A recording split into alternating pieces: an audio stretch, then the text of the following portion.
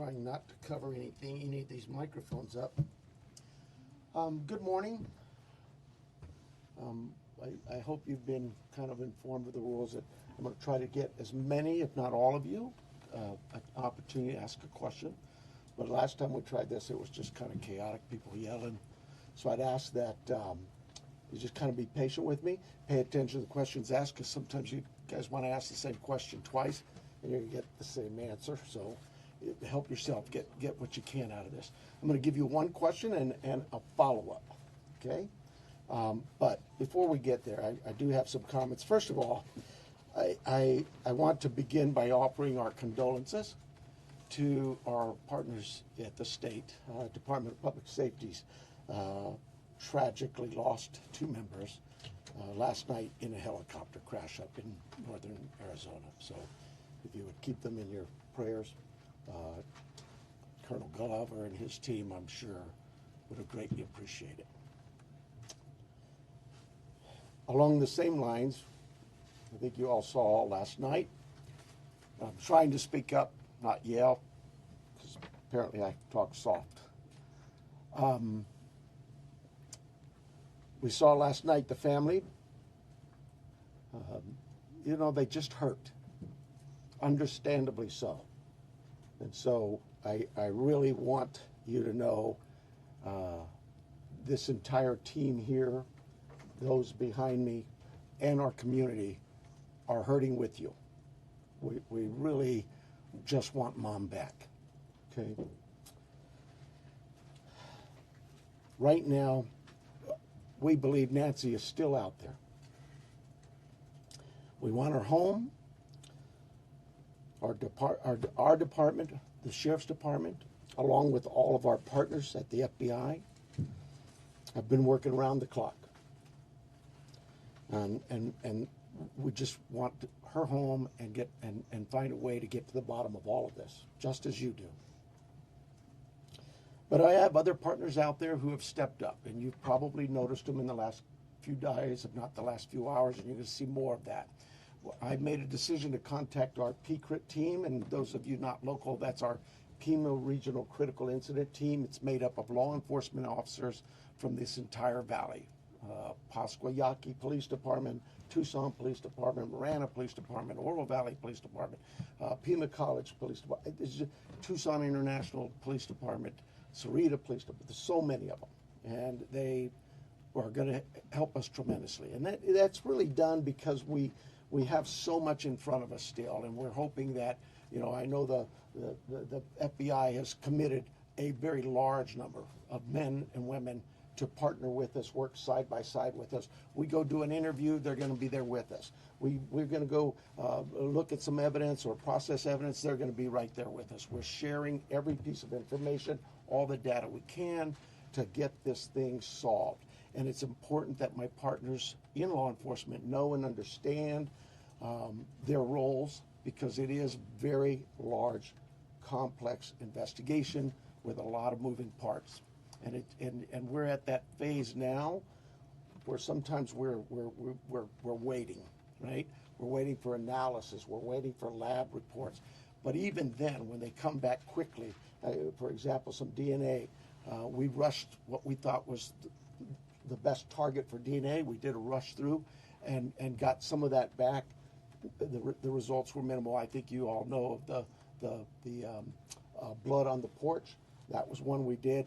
It came back to Nancy. That's what we know.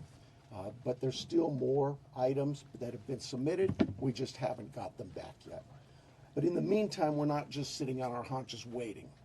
We do have a number of leads coming in, and that's why we brought in the FBI for one, but PCRIT as well, to be able to get out there and handle these leads as they come in as quickly and as expeditiously as we can.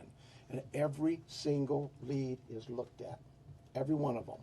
And so we're gearing up. You probably have some questions about what you've seen in the last couple of days. I'll gladly answer those at that time. But it really is about getting our partners out there. To be fair, when we went to that scene the first night, Saturday night, it was just us. Since then, the FBI and others have asked, can we go and see it as well? And that's what you've been seeing. But it is a very important case to not just me and my team, but this entire community, all of our law enforcement partners. Suspects. I know there's been a lot out there about suspects, and I want to be very clear. At this time, we have not identified a suspect or a person of interest in this case. We are working our best to do that.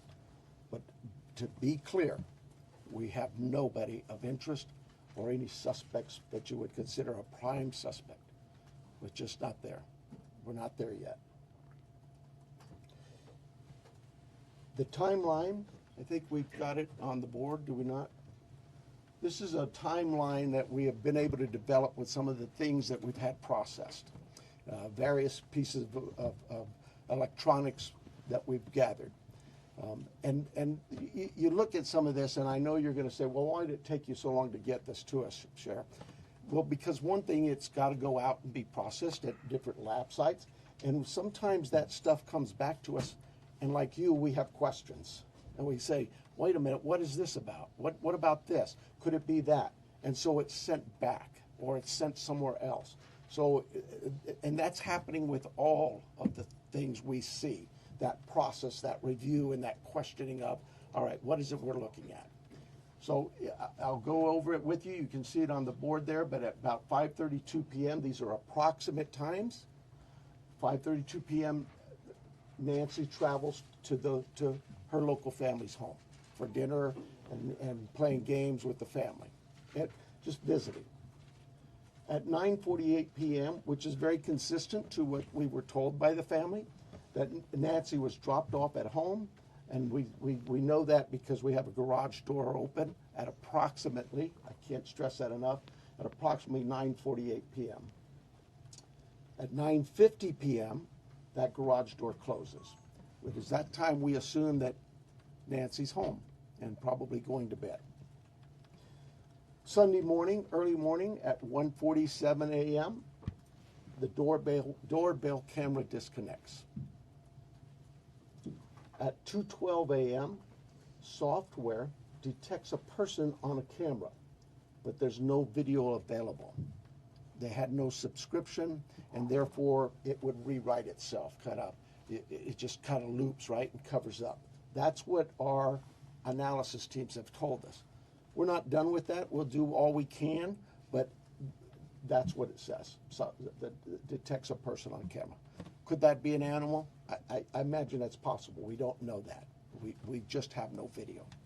But we're not giving up on that. 2:28, Nancy's pacemaker app shows that it was a disconnect from the phone.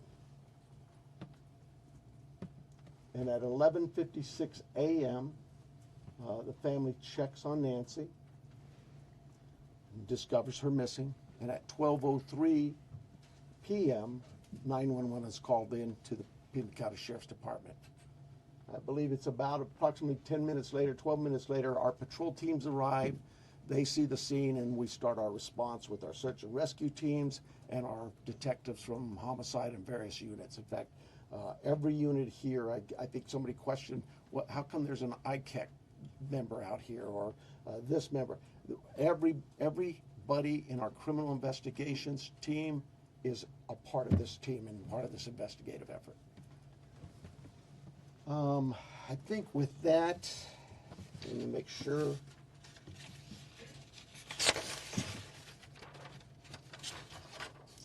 I want to clarify some things that I may have already done, but yeah, I've gone over with the blood at the front door, the doorbell camera.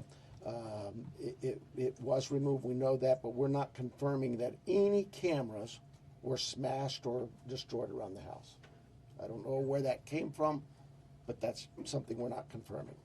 The car, the car that was at the home, it's just standard investigative practices. It's part of the search warrant scene, court orders. We pull it out of there and do our scene processing with the vehicle.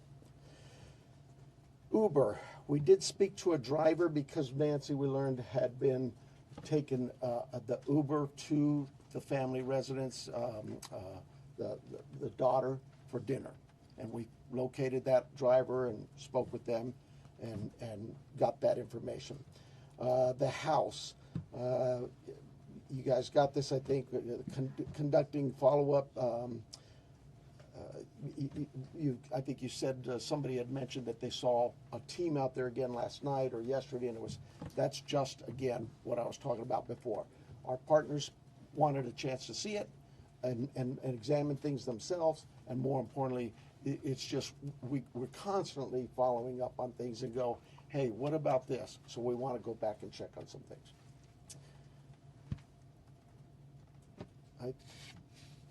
Oh, here's the other thing. Someone had mentioned there was forced entry. I have no clue where that comes from. We have been very consistent. We are not discussing that at all. Whether it's forced entry or not forced entry, that is something we're just not discussing. So I don't know where anybody got that information.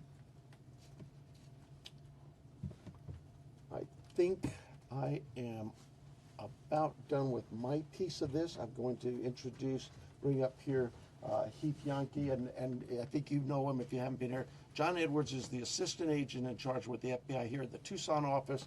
Heath Yankee is the special agent in charge for the state of Arizona out of Phoenix, and he will come up and speak.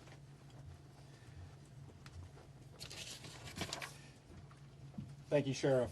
Hello, I'm Heath Yankee, the special agent in charge of the FBI's Phoenix Division. First, I want to let the Guthrie family know that our hearts are heavy for them. After seeing your message last night, it is clear that you and your family are in pain. Please know that we are doing everything to bring your mother home. The FBI is now working this case jointly with the Pima County Sheriff's Department, and we're going to start today by announcing a $50,000 reward for information leading to the recovery of Nancy Guthrie and or the arrest and conviction of anyone involved in her disappearance, and this will be the missing persons with the reward that will be going out. The FBI has agents, analysts, and professional staff employees working day and night with our partners at the Sheriff's Department. We have deployed additional intelligence and agents from our Phoenix office. We have brought in our critical incident response group from Quantico, Virginia. Members from our cellular analysis survey team are here, and they continue to collect and process digital information. We are actively reviewing and analyzing information from all digital sources, which includes banks, social media companies, phone companies, and any other organizations where a digital footprint could have been captured. All this information provides data points and helps put the picture together. And we will be in the community continuing to conduct a thorough investigation with our partners. You heard about us out there last night. We will be back out there today. I would ask the media, give our investigators the space to do their jobs while they're out there. Next, regarding the ransom letter. We are aware of a ransom letter that was sent to the local media and then to national outlets. As with every lead, we are taking it seriously.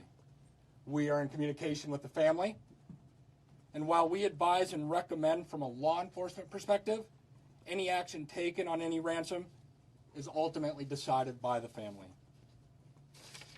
Thank you to those in the community that have called in tips. For anyone out there that may have information, no matter how small you think it may be, please report it. You can do so by calling 1-800-CALL-FBI or online at tips.fbi.gov. My next message is to those imposters who are trying to take advantage and profit from this situation. We will investigate and ensure you are held accountable for your actions. We have made one arrest related to an imposter ransom demand, and a complaint will be presented to a magistrate judge later today. You will get more on that from the FBI and our U.S. Attorney's Office here in Arizona when it becomes available. To anyone that may be involved, do the right thing. This is an 84-year-old grandma. This is an 84-year-old grandma that needs vital medication for her well-being. You still have the time to do the right thing before this becomes a much worse scenario for you. Please return Nancy home. Thank you.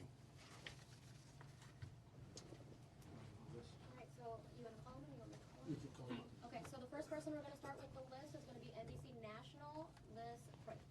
For here. Can you walk us through that timeline from when you believe, if you look at this here, from 147 to 228, what you think happened there, and what particular software would have detected somebody on camera? I don't. I know we know the software that was there. But I'm not. I'm sorry. I'm just not in the weeds. I know that. Think of your doorbell cameras. Somebody walks up. My wife's. If I walk up, she gets an alert, and it's usually something like that. A person's detected. So to understand in the follow, one, does that mean that it was about a 45-minute span that this suspect or suspects would have been on the property? And then also, does this essentially mean that you've cooperated with the tech companies and you can officially say that no surveillance video is available from the home? We know that the tech company that we sent that camera off to, yes, they've said they've run out of ways to recover any video. And was that about 45 Next minutes? person's going to be ABC News, Aaron Katersky. Yeah, I'm sorry. Was what 45 minutes? Can we say it's about a 45-minute span that somebody would have been on the property then, from 147 to 228? Yeah, I think those times speak for themselves, and it is about, like I say, those are approximates. So yes. I'm sorry. Who was next? Did you say? Aaron Katersky, ABC News. Hi, Sheriff. Thanks very much. Is there information that you are purposely withholding because of the active investigation that might be leading you in a particular direction? You know, this is no different than any criminal investigation that we conduct here.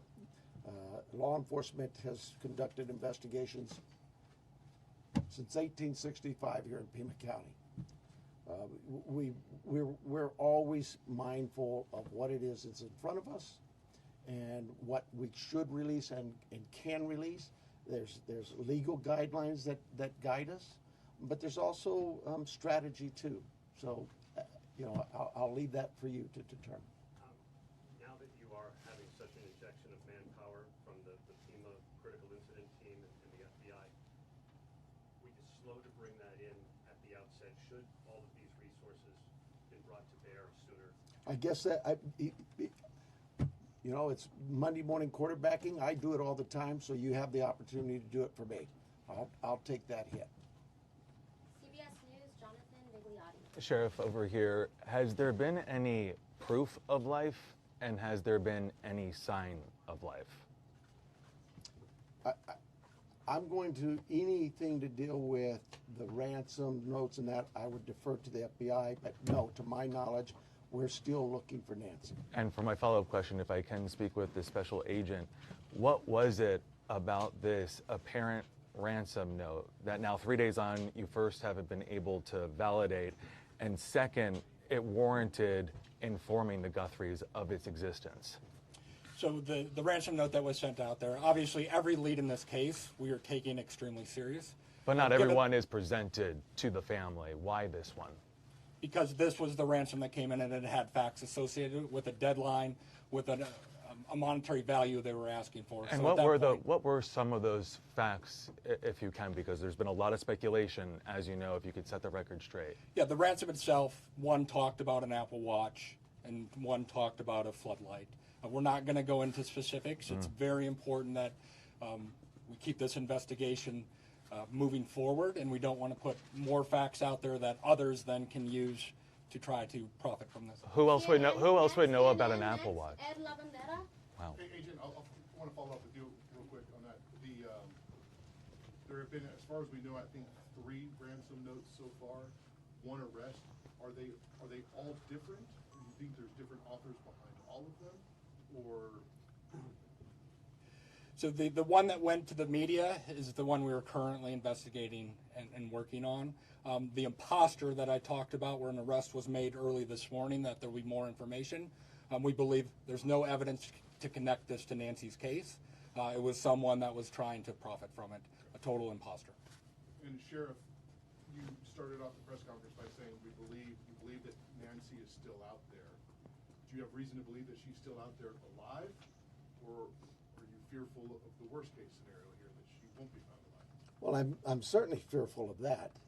I think we all are. But it is we operate from a position that until we know she's out there, she's alive, and we're going to continue thinking that way until we find her. Fox Digital, Mike Reese. Yeah, sir. Mike Odos from Fox Digital. Sheriff, you said you've identified no suspects. Have you ruled out anyone she was with on Saturday night?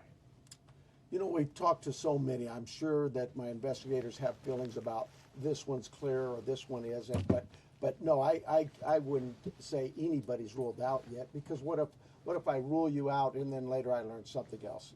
No.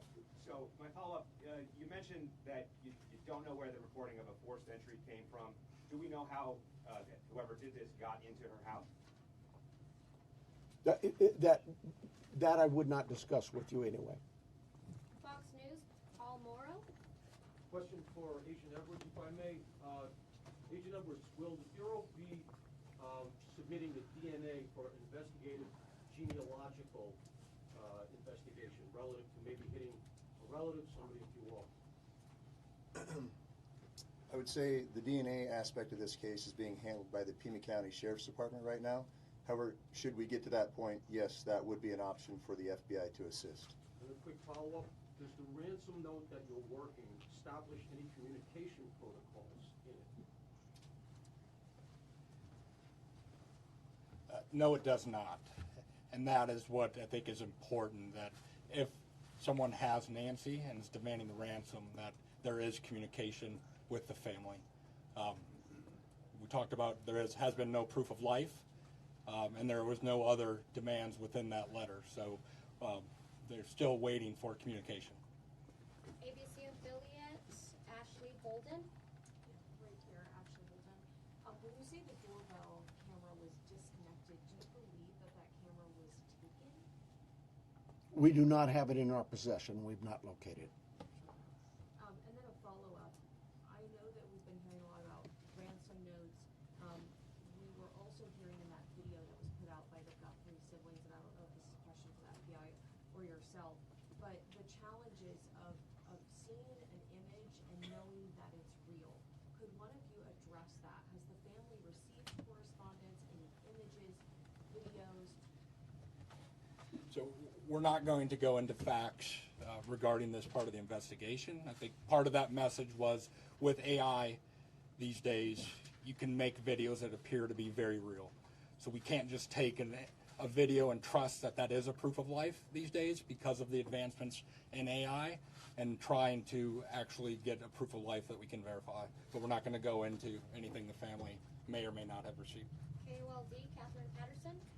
So in regards to a timeline on that ransom note, is that being an impact in your investigation? Are we nearing that timeline? I'm sorry, one more time. So in regards to the timeline in the ransom note, are we nearing that timeline? And is that playing a part in the investigation? We're not going to go again into specifics of that part of the investigation with the ransom note, other than what we've put out there. We've been transparent. We're talking about we are working that ransom demand, but we don't want to go anything further than that could impact any opportunities. So thank you. Is there any additional physical evidence at the crime scene other than the technology that you guys are using for this timeline? Is there anything else that's helping you guys other than really the technology?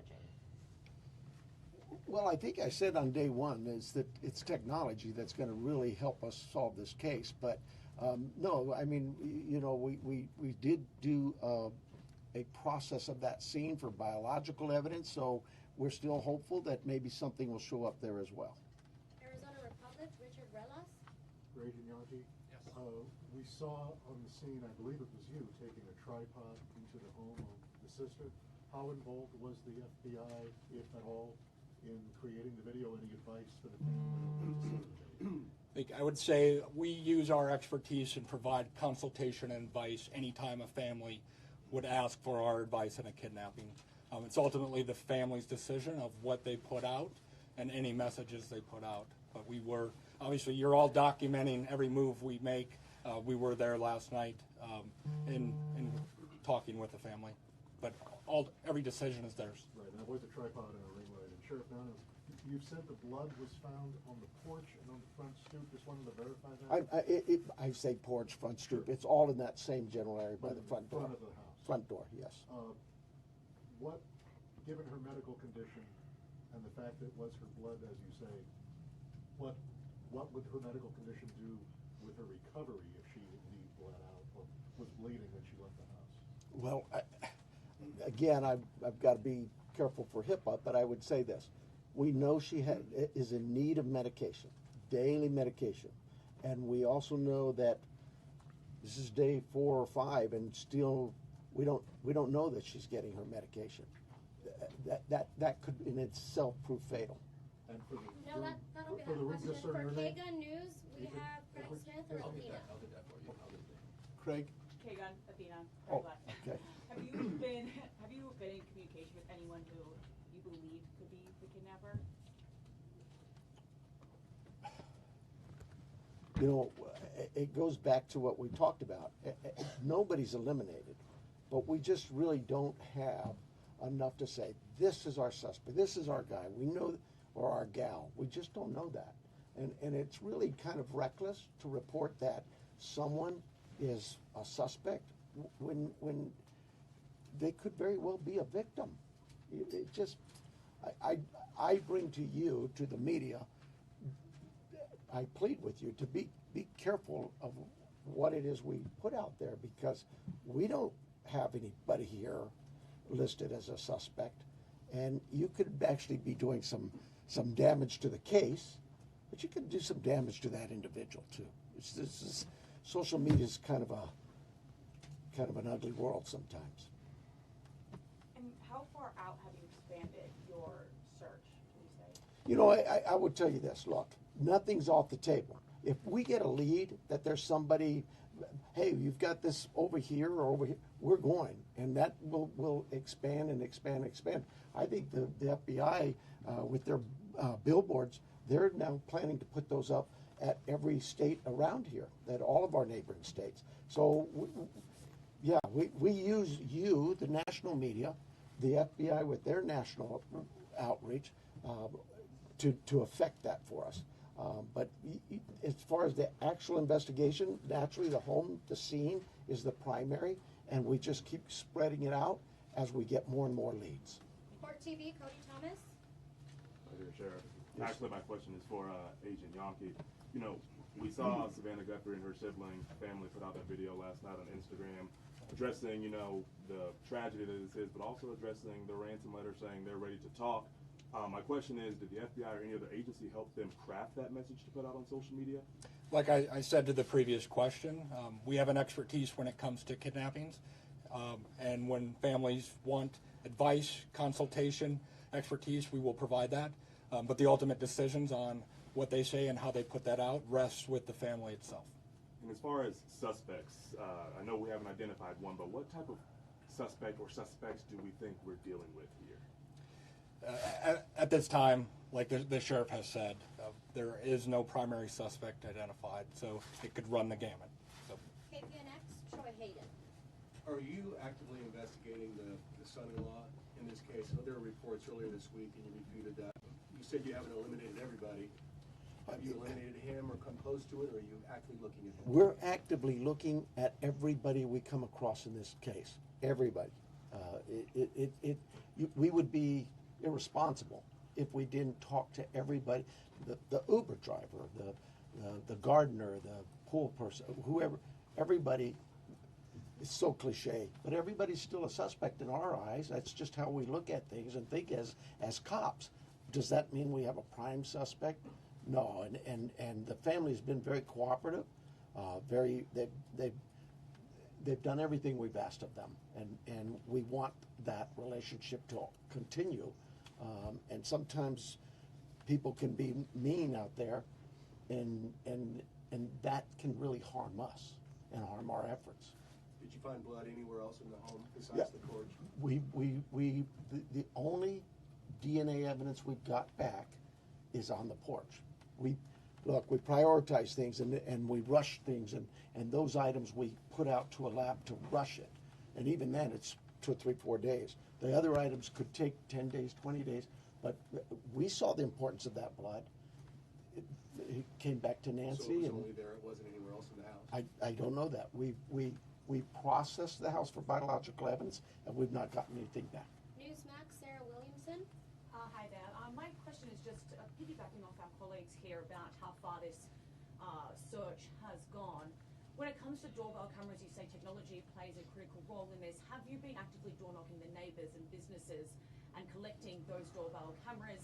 And is there anything that has come up there, and how far is that? I can't tell you whether things have come up or not, but we have door to door. I think we're still doing door to door, not just in that neighborhood, but other neighborhoods. But just as leads come in and take us somewhere, we're going to do those things. Okay, and just to follow up as well in regards to the video that was released by Nancy Guthrie's children last night, just to clarify, that was not coordinated with any law enforcement beforehand, and that you hadn't seen that video before it was released? The FBI is handling all things with the ransom. I think the answer was yes, we were there. The media was there.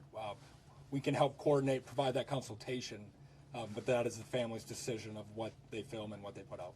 Fox 10, Justin Liu. Agent Yonke, this one's for you.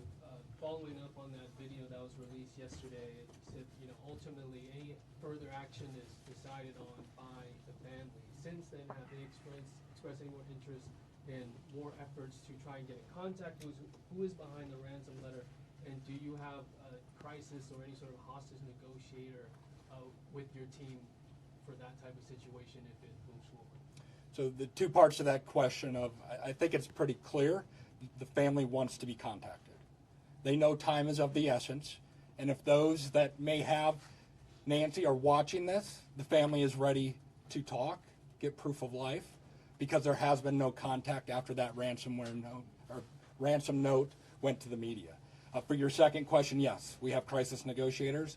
That is part of our team here locally, along with the personnel we brought in from Quantico, and they will be part of it, but we're not going to go beyond that of any specifics. Sheriff Nanos, taking down the crime scene perimeter after Monday's investigation and really opening access to that property to everyone else, was that something you would do differently looking back, knowing that federal authorities also conducted a search yesterday? Would you have kept that perimeter up, knowing that? Monday morning quarterback, I probably would have, but I'll say this.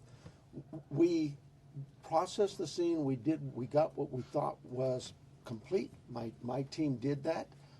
I have to have all the faith and trust in their abilities and their skills, and I think they went through that pretty well. But because another agency now steps in and wants to assist, we're just like with you, we're an open book. Absolutely. How can we help? One of the things people don't see, I heard your question about, and we left and then others could walk up. When we process a scene and we're done, we return that scene to in this case, the homeowners, the family. And we don't just go march back in there. We call the family again and get permissions to go back to the home. So yeah, there's, again, Monday morning quarterback, absolutely. I probably could have held off on that. We knew that the FBI, we've worked with them before in a lot of cases, and we felt like they could be of help in this with particularly the forensic analysis we use in a number of things. But at the start of this thing, we weren't sure what we had, and as the day progressed, we realized that there could be more to this, and we started.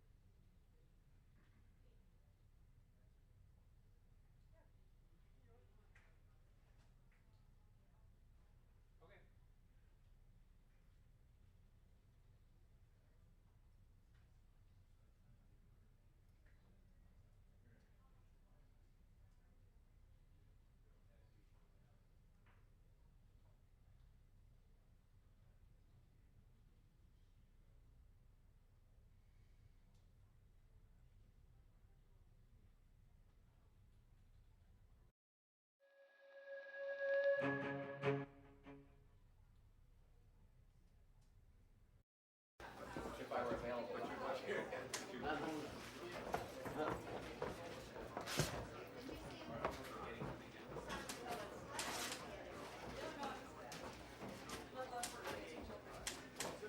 and we got the latest from the sheriff just a little while ago, I think. So we'll make sure we have for a new.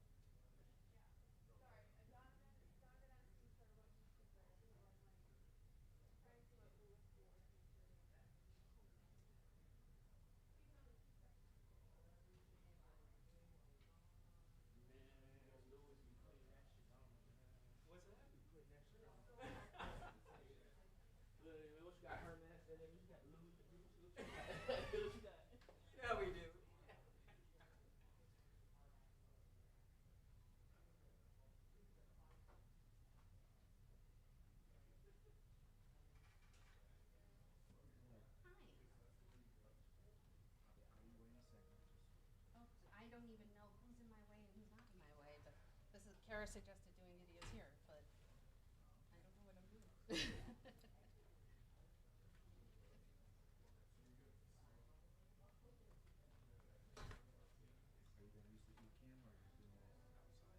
I'm gonna use this is my phone, yeah. What's the eCam? Oh, that's the system for the camera system. Oh.